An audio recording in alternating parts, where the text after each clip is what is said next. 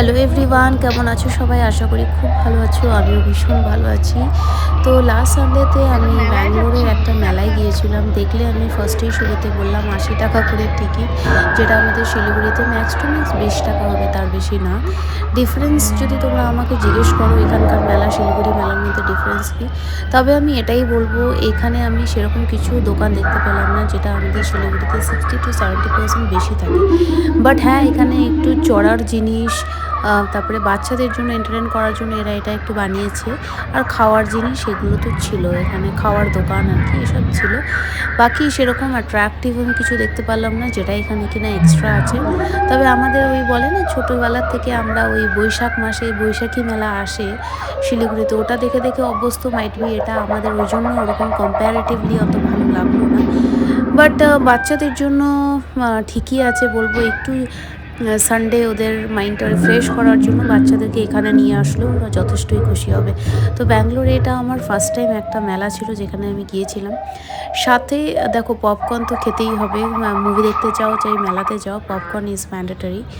তো এই যে ফ্লেভারের পপকর্নটা থাকে না ওদের, একটু নুন বেশি, একটু হলুদ বেশি, মানে এই টেস্টটা আমার ভীষণ ভালো লাগে।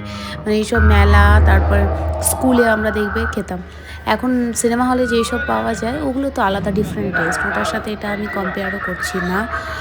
আচ্ছা, তারপর আমি একটা রাইডও চড়েছিলাম এখানে। তো আমি এই যে এটা চড়েছিলাম আমি, তারপরে নাগরদোলাও ইচ্ছা হচ্ছিলো চলার, কিন্তু মনে হলো যে না, হয়তো বা আজকের জন্য পারফেক্ট টাইম না নাগরদোলা চড়ার, তো আর আমি চড়িনি।